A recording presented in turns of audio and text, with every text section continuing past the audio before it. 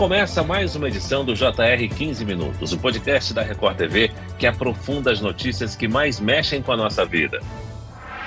Utilizado para o tratamento de casos de diabetes tipo 2 não controlada, o medicamento Ozempic pode faltar nas farmácias brasileiras em razão da alta demanda. O fármaco também é usado por pessoas que tentam emagrecer, embora não tenha aprovação da Agência Nacional de Vigilância Sanitária, Anvisa, para essa finalidade. Qual o perigo dos remédios de diabetes usados para emagrecer? Eles podem ser usados por qualquer pessoa? Quais são os efeitos colaterais? 15 Minutos de hoje esclarece essas e outras dúvidas com o nutrólogo do Hospital Moriá, Marcelo Cárcio de Souza. Seja muito bem-vindo, doutor. Obrigado. E quem nos acompanha nessa entrevista é o repórter da Record TV, Romeu Piccoli. Romeu, as pessoas começaram a consumir esse medicamento apenas para perder peso por questões estéticas? Oi, olá, Fara. Olá, doutor Marcelo. Foi isso. Como a semaglutida, que é o princípio ativo desse remédio para diabetes, ela também é usada para obesidade e realmente emagrece, o remédio de diabetes ganhou fama e começou a ser consumido indiscriminadamente porque não tem nem indicação médica e só quer perder peso por questões estéticas. Resultado, começa a faltar nas farmácias para quem realmente precisa. Inclusive, o fabricante já anunciou que deve realmente haver um problema de abastecimento aqui no Brasil nesse primeiro trimestre.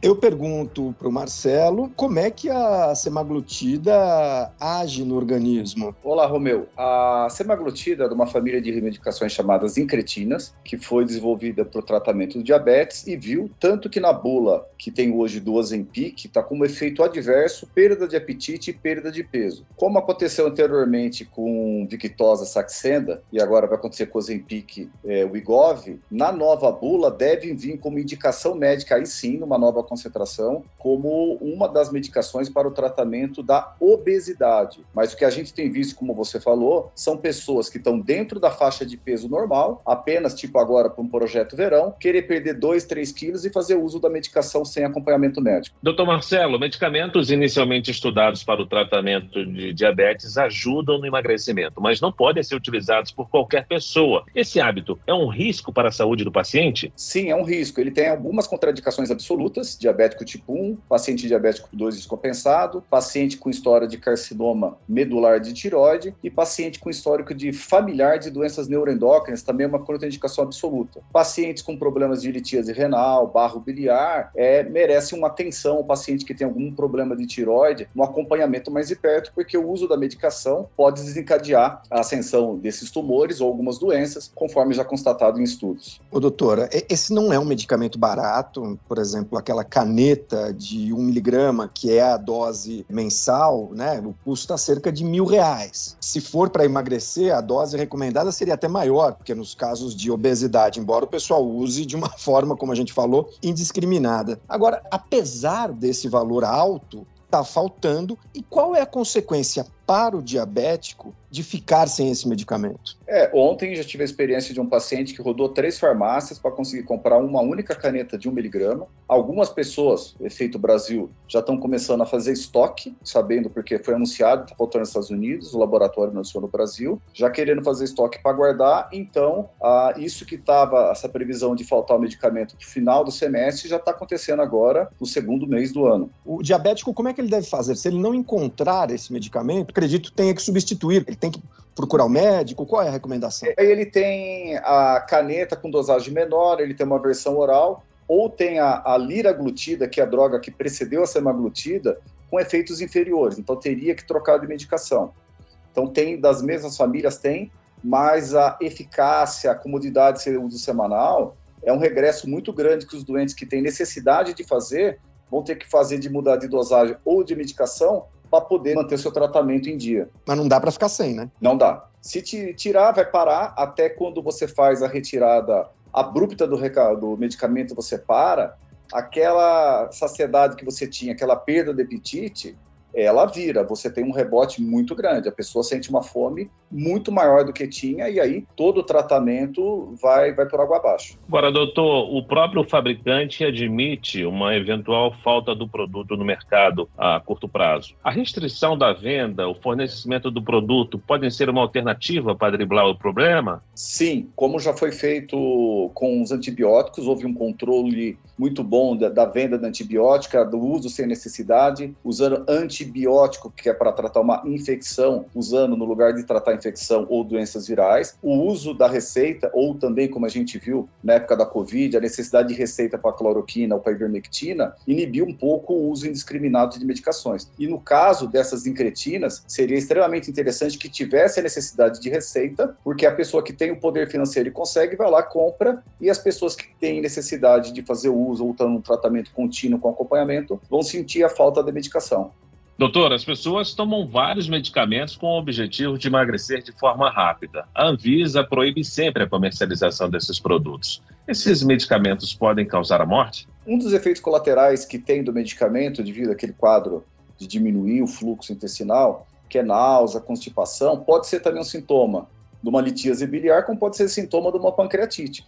E o paciente sem acompanhamento, sem exames para ver se não está alterando enzimas hepáticas, enzimas pancreáticas, pode entrar no quadro de pancreatite, e pancreatite grave, ela tem aí 40% a 60% de chance de óbito. Então, se não estiver sendo monitorizado e acompanhado, principalmente para fazer toda a ascensão da droga, toda a retirada, com acompanhamento e fazendo nas dosagens corretas, esse risco dela ter uma complicação e ignorar ou achar que isso faz parte, porque ela comeu um pouquinho a mais, é extremamente grave. Doutor, o senhor citou aí como efeito rebote a questão de que quando a pessoa para de tomar o remédio, ela começa a ter muito mais fome do que o que ela tinha, inclusive antes de tomar o remédio, né? Porque um dos efeitos do remédio é realmente tirar o apetite, ele mexe lá no sistema nervoso central, para que a pessoa tenha uma sensação de saciedade, enfim. E aí, de repente, ela realmente emagrece, é fato, esse remédio faz emagrecer, mas a pessoa está sem um acompanhamento, sem uma mudança de hábitos, inclusive para quem quer só emagrecer por essas questões estéticas, pode ser um problema também na própria dieta, né? Porque a pessoa toma ali 1 mês, 2 meses, consegue emagrecer, fica ótimo, de repente ele para de tomar porque acha que já está tudo certo e volta a hábitos até piores. Isso é meio que comum nesse tipo de automedicação, né? Sim, porque uma das coisas que tem também da medicação é que você perde um pouco o prazer ou o gosto na comida.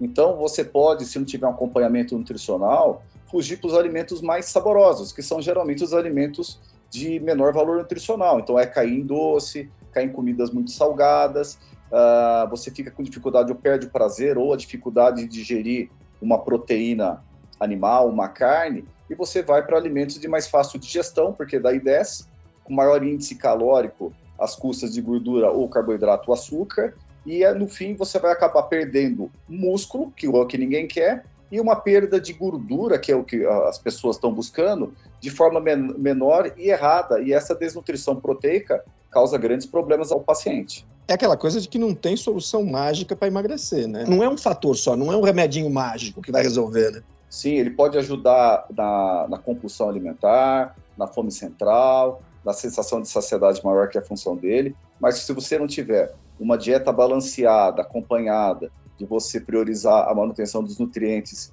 essenciais, dos macronutrientes também, não tiver atividade física para fechar o ciclo todo metabólico ali, e qualidade do sono também, esse tripé é inseparável de uma vida saudável e tratamento de qualquer doença, inclusive obesidade e diabetes. Doutor, outra substância que as pessoas recorrem muito para perder peso é a sibutramina. Existe muita diferença da sibutramina para a semaglutida? Sim, a sibutramina é um remédio também que teve uso indiscriminado, agora também foi feito isso que o colega tinha falado agora, de ter receita, né, uma receita controlada, em xeque, né, qualquer um que tem, porque ela mexe só no sistema nervoso central.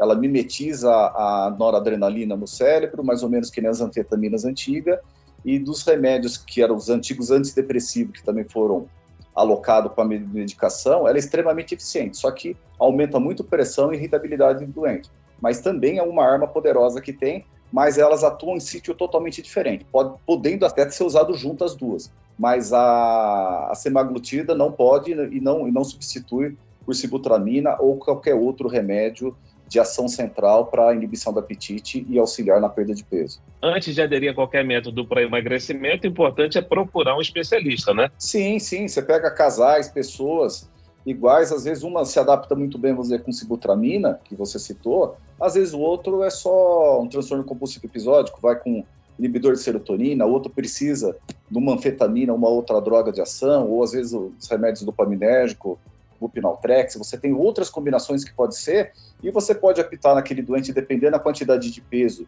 E o erro que você viu, você centrar só em uma medicação ou só no sítio. Mas normalmente, quando é obesidade mesmo, aí você precisa, muitas vezes, ter uma atuação multimodal e multimedicamentosa para conseguir sucesso. Agora, doutor, pensando nessa moda dos remédios para emagrecer, que cada hora tem um, né? Embora os resultados e os efeitos sejam diferentes, dá para a gente falar que a semaglutida hoje é a sibutramina de ontem? Sim, mas com efeitos melhores. É uma evolução de medicação. Para o semestre que vem tem uma outra molécula, um pouco mais complexa que a semaglutida que vem, que até no meio médico a gente tem que essa aqui é a última década da cirurgia bariátrica. Hoje em dia as medicações que tem aí, a semaglutida age em GLP-1, tem medicações que agem em GLP-1 e GIP, tem medicações que são 3 agonistas, GLP-1, GIP e glucagon, que chegam até trabalhos de 60% a 40% de perda de peso num período de 1 ano e meio.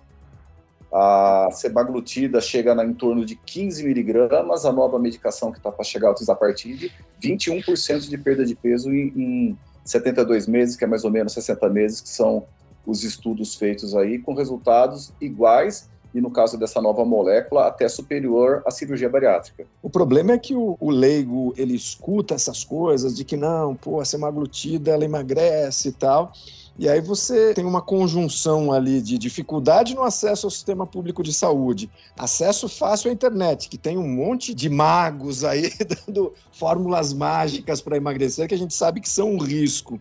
E aí, com essa cultura da automedicação que a gente tem, forma uma bomba aí, né, para a saúde. Não, com certeza, é um perigo grande. São todas medicações extremamente potentes, caras, mas que demandam um acompanhamento médico e saber se para o seu caso, para o seu problema, para a sua falha, o que é melhor que vai encaixar para você.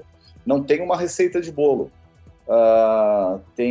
Se eu fosse ver assim, protocolos, modelo, acho que eu tenho 6, 7 modelos, mais ou menos, de tratamento, que, dependendo do remédio, cai bem numa pessoa, ou às vezes você faz a entrevista ali, conversa 1 hora e meia, 2 horas com o paciente, fala, olha, vai cair muito bom esse esquema A.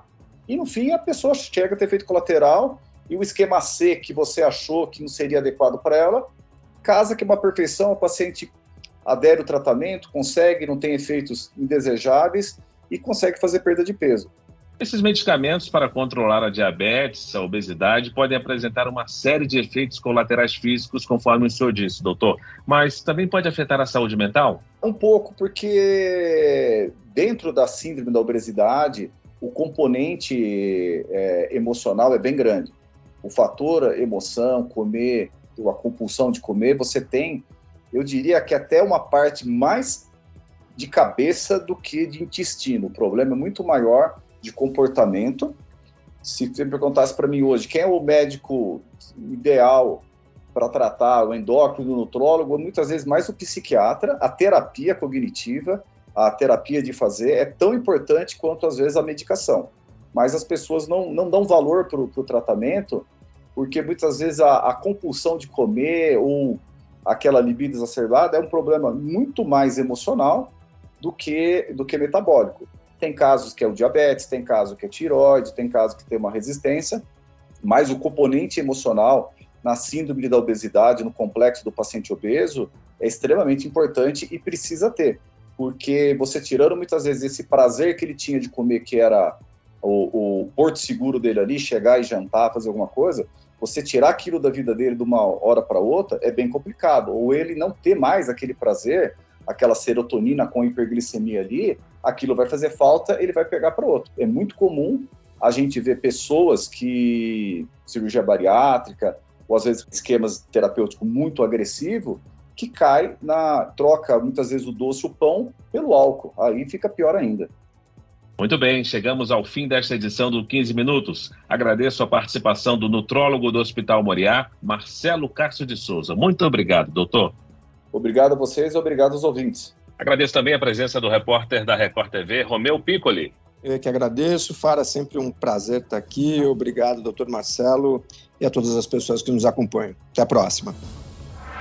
Esse podcast contou com a produção de David Bezerra e dos estagiários Fernando Russo, Lucas Brito e Kátia Brazão. Sonoplastia de Marcos Vinícius. Coordenação de conteúdo Edivaldo Nunes e Deni Almeida. Direção editorial Tiago Contreira. Vice-presidente de jornalismo Antônio Guerreiro. Te aguardamos no próximo episódio do 15 Minutos. Até lá!